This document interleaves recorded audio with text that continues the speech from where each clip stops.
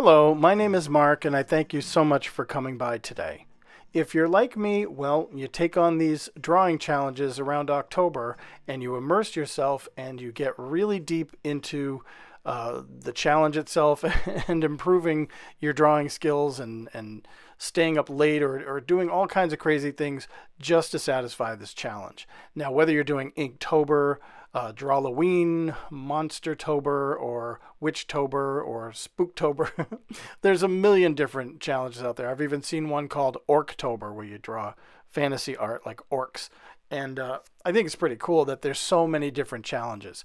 I continue to be sort of a purist. I still do Inktober. A lot of folks do it. And it's just something we love to do. And I enjoy the prompt words and so forth. There has been some controversy in the past, and I've taken a lot of heat for promoting Inktober, but you know what? If that's your situation, then that's your situation, not mine. And, I respect everybody and I don't judge people, and I wish other people would feel the same way. So, yeah, there was some stuff that went on a few years ago, and I understand it all, but I'm not going to get into that here. That's not the place. This is not the time for it. This is the place where I want to talk about what's happening to me right now and maybe happening to you too. Now, we're almost halfway into the challenge this year, and I find that I'm struggling. And this is the first year that I'm really having a tough time. So, why are people struggling? Well, there's different reasons for that because, for some people, doing a drawing challenge like Inktober or whatever you choose just means going in, getting it done, and getting out. Satisfying the challenge, do a drawing that just covers what you need to cover, take the prompt word, do a drawing for it, and get out. And don't spend too much time on it either. That's what a lot of people do. So there are people who will spend literally 5 minutes doing a little stick figure drawing or a little quick sketch, and that's it for them, and that's all they want to do, and that is totally fine. Yet there are other people who spend many, many hours immersing into their drawing and their artwork and, just going kind of crazy with it. It becomes almost like a full-time job for some people to do a drawing challenge, which I hate to admit it, that's what happened to me last year, and it happened to me again this year.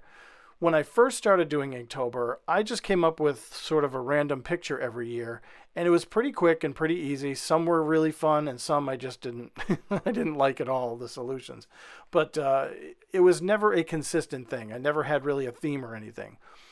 However, last year I decided to introduce some characters that I had created, and that led to almost like a storytelling aspect of Inktober for me, where each prompt included these characters, and it was a ton of fun. I had a blast doing it.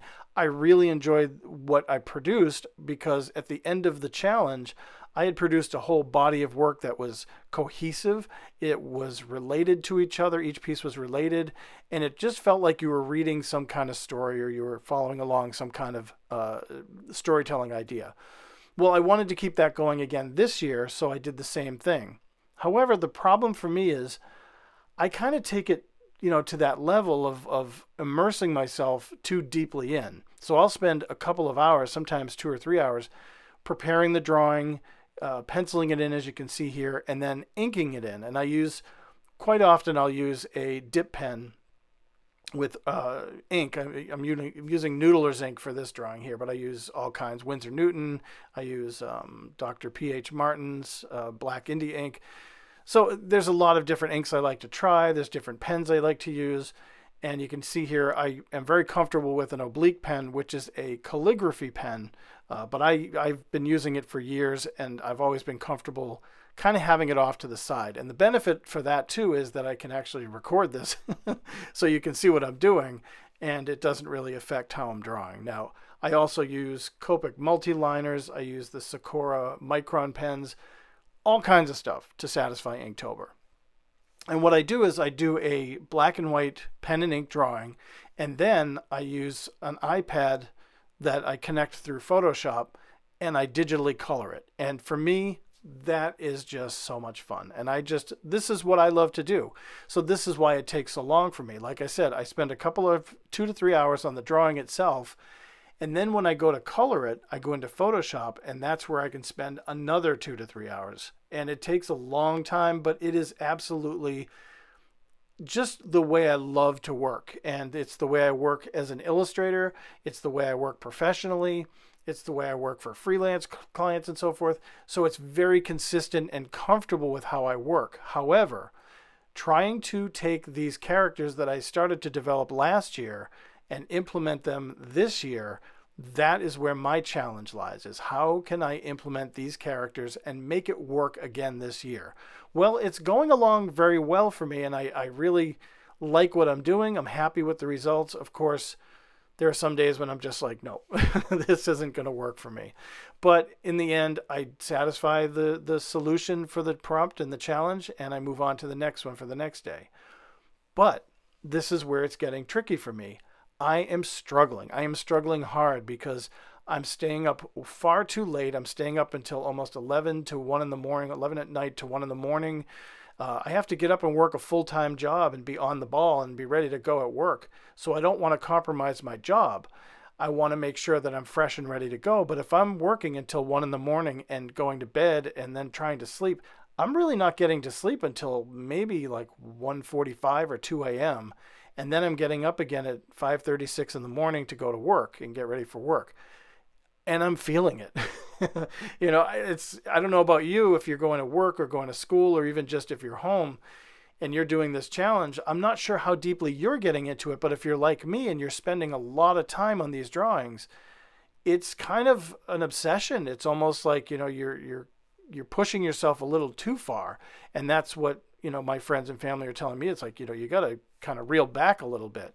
Well, how do you tell somebody to reel back when they're kind of in that perpetual motion, just going forward all the time? It's tough. It is a very challenging thing. So there's a challenge within the challenge, and that is to, find a way to balance things. And right now, that's where my struggle is. I'm not balanced. I'm not, balanced with the artwork. I'm not balanced with my job, and I'm not balanced with my home life. My family laughs at me and they say, geez, we don't see you during October because you disappear and you come out at, weird hours and you go in right when you get home from work. And that's just the way I like to do it. But it is taxing. And every year is a year that I'm older, and I got to find a way to kind of break this down. And if I have to cook food for my family, if I have to go grocery shopping, if I have to take a weekend off and go away or something, it interferes with Inktober. And that's wrong. That's not the way it should be. It should be the other way around. So how do you stop from struggling in a drawing challenge like this, or even in anything really? I mean, depends on where you're struggling. If you're struggling at school, if you're struggling at work, even if you're struggling at home for some reason, I don't know. But how are we supposed to cope and deal with these struggles? Well, I have some ideas, these 10 ideas that I wanted to share with you, and maybe you might relate to these again, and maybe not. Maybe you have some suggestions of your own on how you deal with things, and that's where I'd love to hear from you and get your feedback. So I'm going to provide you with my feedback, and I would love to hear what you say as well. So without further ado, the first thing I would recommend is when you're struggling during a drawing challenge, and I'm going to keep it just to the drawing challenge for now.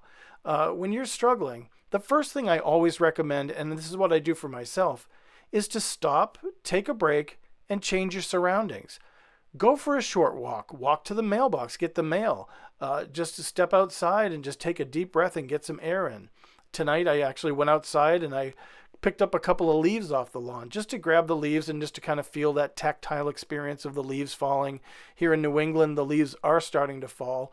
And I love this time of year, so I don't want to miss a whole month of it. It's my favorite time of the year. I don't want to be stuck in my studio just drawing all the time and then going to work and then coming home to my studio drawing and going to work and, and whatever. I want to participate in the season, and I want to immerse in the season that I love the most and be with my family and do things. So taking that break and changing my surroundings during the challenge is super simple, but it's also super important too. The second thing I would actually recommend is to accept the reality of the struggle you're having. That's what I do too, is find as far as when I realize that I'm struggling, I can feel my heart beating. I can feel the discomfort in my legs from sitting too long. I can feel the strain on my eyes. And then I just have to sit back and say, okay, you know what? This is not going as easily as I thought it was. This drawing is not going the way I thought it was. Even the drawing you're seeing me here do right now, this is the prompt word was bouquet. And what I'm doing here is I'm creating a little story where these two characters, Jeff and Jeffrey, they they know a secret way to get free flowers to make their beautiful bouquets, and they're kind of stealing flowers from grave sites.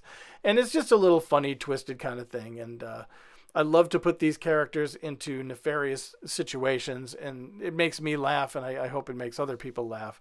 And these characters are fun to work with. But again, accepting the reality of the struggle means when I get to a point where it's like, oh boy, the picture's not going the way I wanted it to.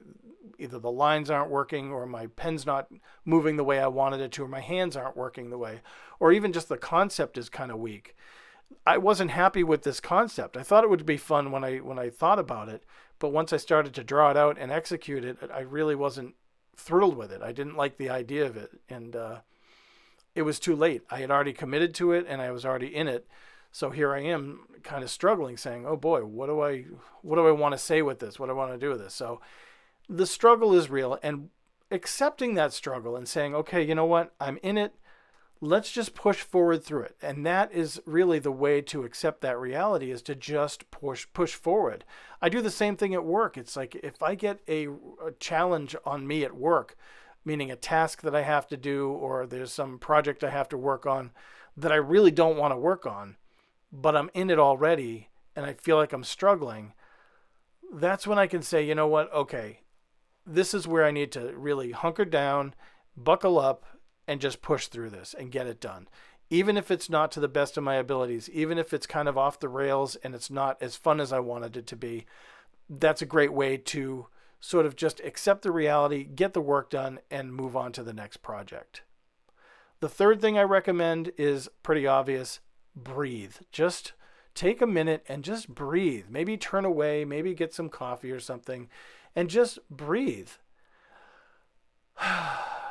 That's the best thing I can recommend, is breathing, because it helps calm us down. It gets oxygen in our bloodstream, and it really does make us feel good. Even just now, breathing like that, I can feel it. It makes me feel so much better.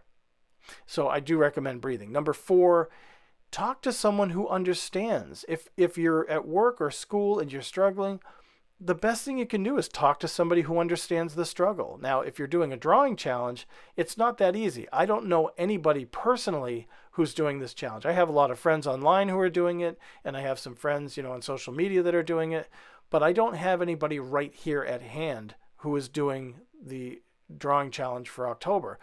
So I have no one to directly reach out to or pick up the phone and call, which is fine because that's probably most of us.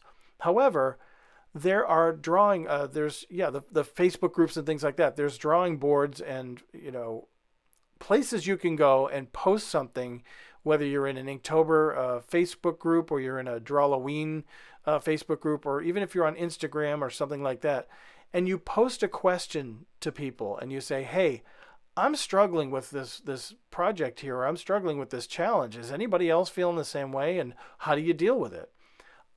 It's amazing how many responses you'll get. It's just mind-blowing, because people love to help. Even if they're strangers and they don't know you, reaching out into the community that you're participating with and that you're engaging with when you do a challenge like this, like I said, it's amazing how quickly people will step up and say, "Hey, I understand what you're going through," or, "Hey, did you try this yet?" Or, if you're watching this video, you may be finding that out exactly just through this. And the comments below, people will be saying the same things, like, "Oh my God, I'm struggling too, and I totally relate to this struggle." So it's a great place to share ideas and share thoughts and share emotions too, because that is what this comes down to, is we can become emotionally compromised if we immerse too deeply in our artwork, because we're forgetting about other things like work or school or homework or whatever, or even just taking the dog for a walk or something. That's where things become kind of skewed. And if you're forfeiting those things just so you can finish a drawing, that's not right. That's not the best way to do this challenge. I'm in the middle of that right now, where I am forfeiting other things. Fortunately, I have people in my family that are picking up the pieces, but, I do recommend taking that break. accepting the reality of the struggle, breathing, and talking to someone who understands. Number 5, I recommend you eat, drink, and get some sleep. Get something to eat. Stop what you're doing. Put everything down. Go get something to eat. Make sure you're staying healthy food-wise. Get something to drink. Make sure you're hydrated. Get a glass of water. I don't recommend coffee or anything. Maybe some tea is okay, but I don't recommend drinking too much coffee. But I do recommend hydrating and drinking something. Right now I have a bottle of pomegranate seltzer right here next to me.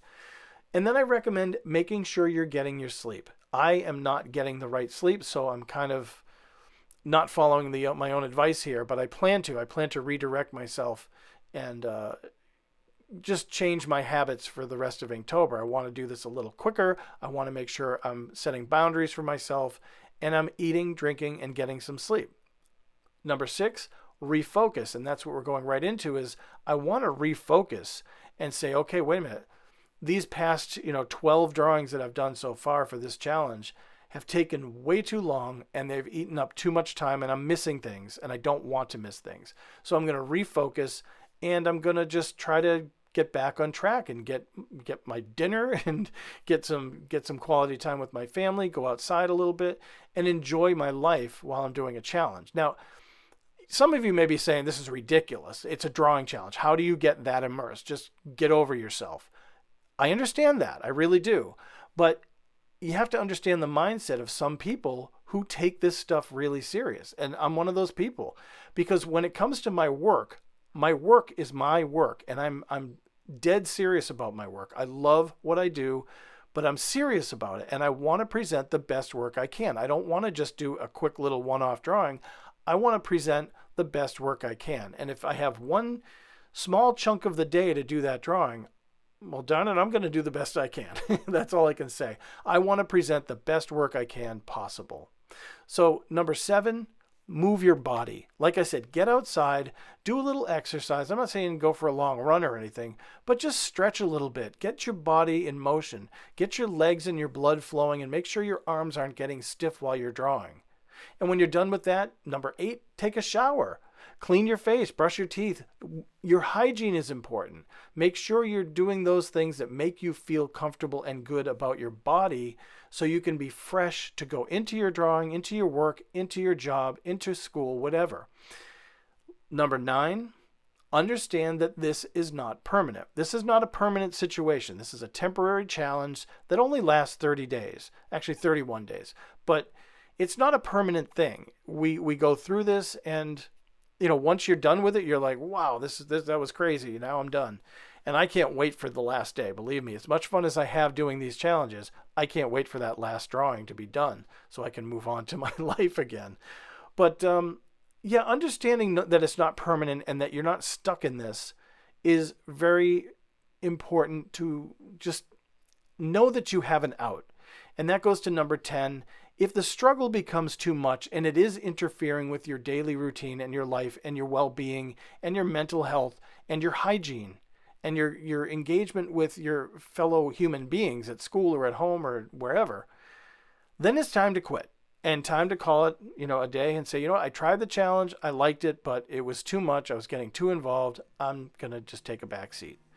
And I've thought about that a couple of times so far because I'm really immersing myself. Now, if you can see by this drawing here, this is all sped up and everything, but this took a long time to draw. And between cleaning the pens and making sure my board's right and then scanning this, and here's the final product here. The final colored piece looks like this, and as much fun as I'm having doing this, there is a struggle. And I hope you're not struggling. I hope you're getting through this okay. But if you are, I thank you for watching. Again, I'd love to hear your comments below. I hope this maybe relates to you somehow and you don't struggle. But thank you so much. And as always, God bless.